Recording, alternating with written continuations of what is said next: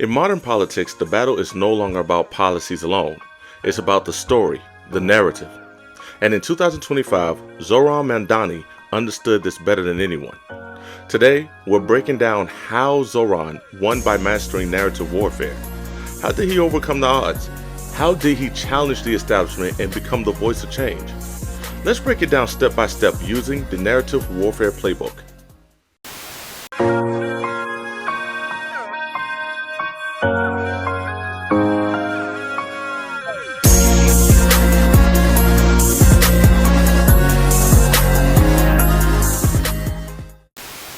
First things first, Zohran defined his enemy, the political establishment. Narrative warfare starts with knowing your opposition. Zohran's main opponents weren't just his rivals, they were the system itself. The political elites, the corporate-backed politicians, the ones who kept pushing the same old ideas, the ones who were disconnected from the struggles of ordinary people. His campaign made it clear, the true enemy wasn't just the opponent on the other side. It was a broken system that was failing the people. His opponents? They tried to paint him as too young, too idealistic, and out of touch. But Zohran's team flipped the script, and instead of running from those labels, he embraced them. He became the outsider and the fighter for change, the David going against the political Goliath. Andrew Cuomo is going to say a lot of things on the debate stage. I'll just speak to him directly. Andrew, you had your chance to lead this state. You took that time to sell out working-class New Yorkers to your billionaire donors. I work for the people of the state of New York. I don't care who gave me what. This is the very mayoral candidate who has a super PAC that received $1 million from DoorDash. I don't have to pick up the phone from Bill Ackman or Ken Langone because I'm not funded by the same donors that gave us Donald Trump's second term. Oh, billionaires. Let's remember this. Cuomo has cut taxes on millionaires, estates, and banks. Governor Cuomo has been cutting education and health care spending. And this governor has siphoned funds from the MTA. The city has been getting screwed by the state. Who was leading the state?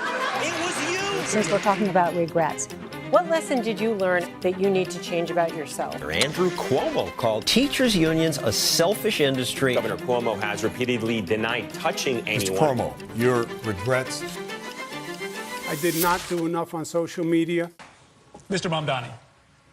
To Mr. Cuomo, I have never had to resign in disgrace. I have never cut Medicaid.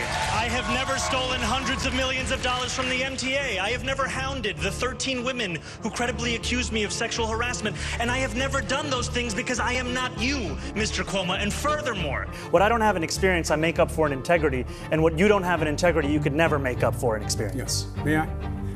First, what you said was totally false. you will hear from Andrew Cuomo about his experience as if the issue is that we don't know about it. The issue is that we have all experienced your experience. Was it a Cuomo cover-up? Accused of bribery and bid rigging? Trying to manipulate donor statistics. Did Governor Cuomo corrupt the commission he set up to get rid of corruption? Are there New Yorkers who gave money to me and gave money to Donald Trump? Of course. Of course. Why is that an of course? If you are a New Yorker, you know Donald Trump, you know me. Many of them would give money to Donald Trump and give money to me. Mr. Mamdani, have you ever spoken with President Trump? No. Will you now look at the camera and tell your super PAC to ensure that this is not a race that is bought by those same Trump billionaires? You and Donald Trump share in common. We're New Yorkers. They know me, they know him. I have the experience of being a New Yorker, someone who has actually paid rent in the city before I ran for mayor. Mr. Mamdani's right. Mr. Mamdani. He lived here. I live here. And he's also not been a likable man as governor. That's why he lost the primary. That's why he'll lose the general election. And furthermore, the name is Mamdani. M-A-M-D-A-N-I. You should learn how to say it because we got to get it right. Next, Zohran had to create the frame, how he wanted the public to perceive him. He didn't just run as a candidate. He became the frame itself, a symbol of change, of progress, of a new way of doing politics. Zohran took his youth, often used against him, and turned it into a strength. Fresh ideas, progressive change, and a bold new future became his core message. Rather than letting the media call him too young or too inexperienced, Zohran's campaign framed him as not tainted by the system. Instead of being seen as a weakness, his age and lack of political baggage became his advantage. And that frame worked. He wasn't the new guy. He was the new generation of leadership, and that resonated with voters, tired of the old way of doing things. How's it going, guys? Do you have 60 seconds to talk to us about the election? How you guys doing? Do you guys want to talk about the election for a minute? How you doing, boss? How's it going, sir? You have a minute? Excuse me, ma'am. How you doing, boss? Why is it that you don't feel as confident today about Democratic candidates? Honestly, I lost faith. It felt like I was just choosing the greater of two evils, and whatever was going to happen was going to happen. How you doing, boss? Walter.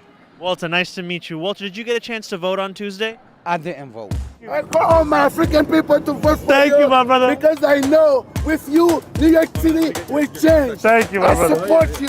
1 year ago, we were here talking to New Yorkers after Donald Trump won the presidential election. Did you get a chance to vote on Tuesday, Devin? I did, yes. And who did you vote for? Donald Trump. The million-dollar question. Trump. Honestly, I didn't vote. Actually, I did not get a chance to vote. But I didn't want to anyways. What we're finding today, remember exactly where we were? There are far more people excited about the possibility of politics in the city on the same street, where last year there were very few who were looking to have that conversation. You going, boss? Let's go, son. You got my vote. How you doing? Yes! Let's go for him, yes! I'm voting for this guy. You are the best, bro. Thank you, bro. How are you? It's time for a change. Yes, ma'am.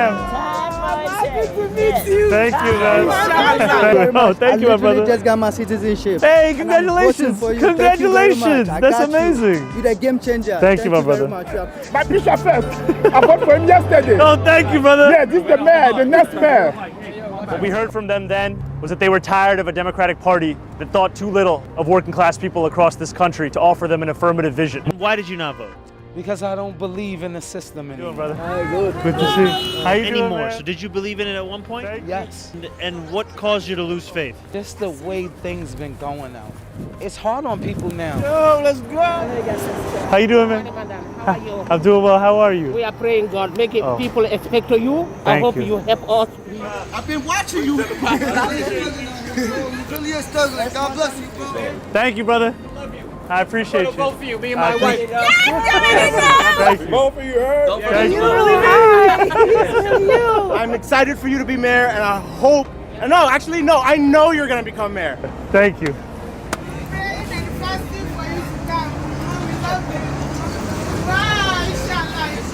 So I actually want to introduce myself. My name is Zohran Mamdani.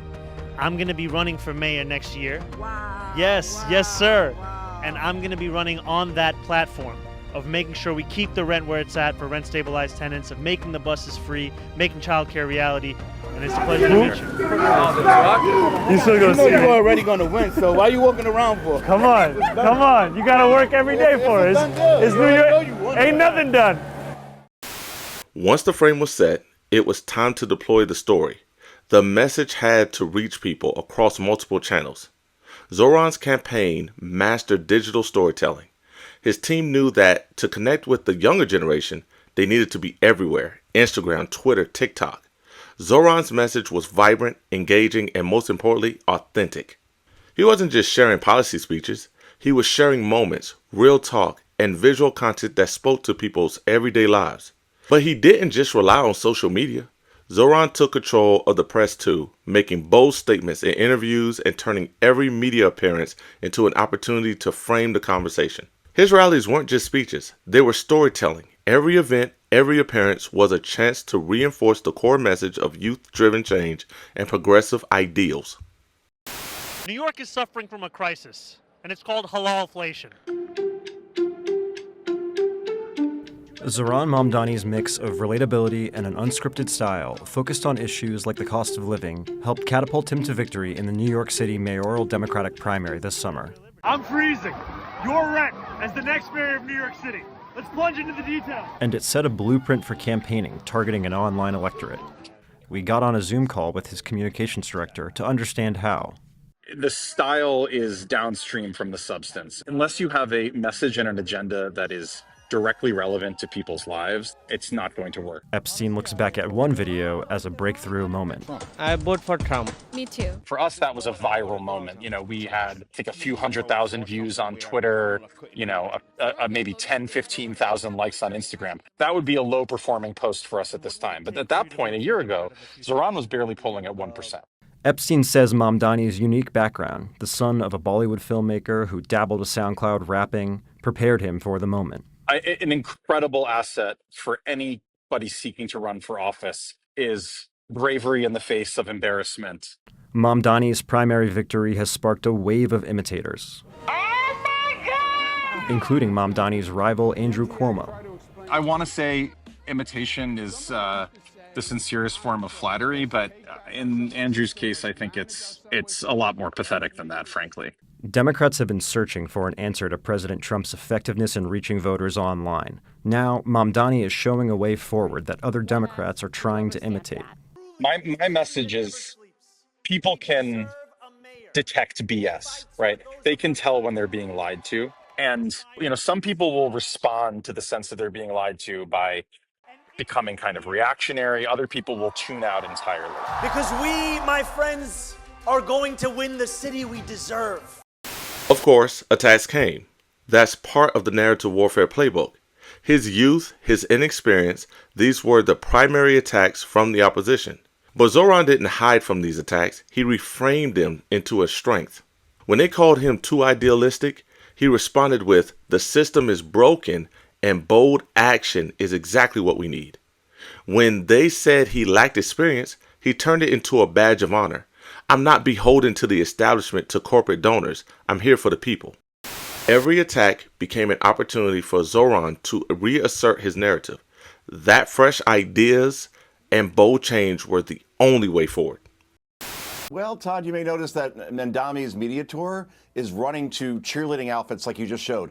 MSNBC and CNN. It doesn't include any outlet like, I don't know, the one we're on right now, Fox News, that may dare question him about his patently insane policies in terms of asking a very simple question.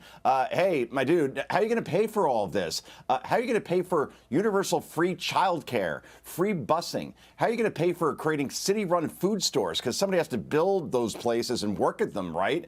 How are you going to pay for government-funded sex changes for minors? And by the way, why should New Yorkers foot the bill for that again? All right. You are a self-described democratic socialist. Do you think that billionaires have a right to exist? I don't think that we should have billionaires because, frankly, it is so much money in a moment of such inequality. And ultimately, what we need more of is equality across our city and across our state and across our country. And I look forward to work with everyone, including billionaires, to make a city that is fairer for all of them. Well, let me ask you about what Donald Trump, the president of the United States, has had to say. He's had a lot to say about your campaign. He called you a communist. Because he's the president, I want to give you a chance to respond directly to him. How do you respond? Are you a communist? No, I am not. And I have already had to start to get used to the fact that the president will talk about how I look, how I sound, where I'm from, who I am, ultimately because he wants to distract from what I'm fighting for. And I'm fighting for the very working people that he ran a campaign to empower, that he has since then betrayed. And when we talk about my politics, I call myself a democratic socialist in many ways inspired by the words of Dr. King from decades ago, who said, call it democracy or call it democratic socialism, there has to be a better distribution of wealth for all of God's children in this country. And as income inequality has declined nationwide, it has increased in New York City. And ultimately, what we need is a city where every single person can thrive. And then, once victory was in sight, Zohran didn't rest. He didn't just win the election, he locked down the narrative for the long term. His team ensured that the victory wasn't just a moment, it was the beginning of a movement. Zohran kept reinforcing his core message, continuing to engage with voters and keeping his platform active. His team held virtual forums, town halls, and social media dialogues to keep the conversation going and sustain the narrative. This wasn't just about one campaign, it was about long-term movement for progressive values, justice, and youth-led change. The sun may have set over our city this evening, but as Eugene Debs once said, I can see the dawn of a better day for humanity. For as long as we can remember, the working people of New York have been told by the wealthy and the well-connected that power does not belong in their hands. Fingers bruised from lifting boxes on the warehouse floor, palms calloused from delivery bike handlebars, knuckles scarred with kitchen burns. These are not hands that have been allowed to hold power. And yet over the last 12 months, you have dared to reach for something greater.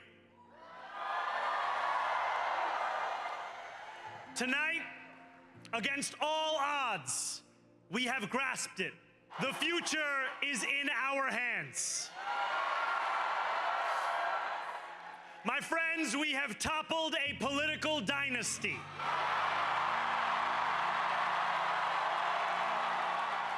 New York, tonight you have delivered a mandate for change. A mandate for a new kind of politics. A mandate for a city we can afford. And a mandate for a government that delivers exactly that. On January 1st, I will be sworn in as the mayor of New York City.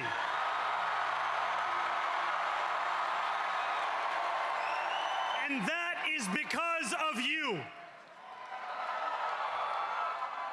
So before I say anything else, I must say this. Thank you. Thank you to the next generation of New Yorkers who refuse to accept that the promise of a better future was a relic of the past. You showed that when politics speaks to you without condescension, we can usher in a new era of leadership. We will fight for you because we are you. Or as we say on Steinway, ana minkum wa ilaykum.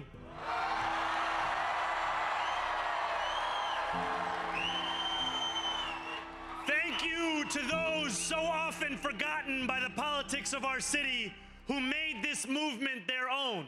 I speak of Yemeni bodega owners and Mexican abuelas, Senegalese taxi drivers and Uzbek nurses,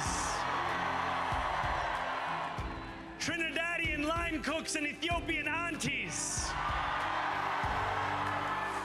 To every New Yorker in Kensington and Midwood and Hunts Point, know this. This city is your city, and this democracy is yours too. This campaign is about a New Yorker who lives elsewhere, who commutes 2 hours each way from Pennsylvania because rent is too expensive in this city. It's about people like the woman I met on the BX 33 years ago, who said to me, I used to love New York, but now it's just where I live. And it's about people like Richard, the taxi driver I went on a 15-day hunger strike with outside of City Hall, who still has to drive his cab 7 days a week. My brother, we are in City Hall now. This victory is for all of them. And it's for all of you who built this campaign into an unstoppable force. Because of you, we will make this city one that working people can love and live in again. With every door knocked, every petition signature earned, and every hard-earned conversation, you eroded the cynicism that has come to define our politics. Now I know that I have asked for much from you over this last year. Time and again, you have answered my calls. But I have one final request. New York City, breathe this moment in. We have held our breath for longer than we know. Let the words we've spoken together, the dreams we've dreamt together, become the agenda we deliver together. New York, This power, it's yours. This city belongs to you. Thank you. Zohran Mamdani didn't just win because of his policies, he won because of his mastery of narrative. He defined his enemy, the political establishment. He framed himself as the voice for change, the outsider, the new generation of leadership. He deployed his story across every channel, using digital media, interviews, and public appearances to spread his message. He managed the counter-narrative, turning attacks into opportunities. And finally, he locked down the victory by keeping his story alive long after Election Day. You see, in a world where narratives are everything, Zohran understood that winning the story was just as important as winning the vote. If you want to learn more about the art of narrative warfare and how it shapes modern politics, make sure you subscribe and hit the notification bell. Let's break down the stories that are shaping our world.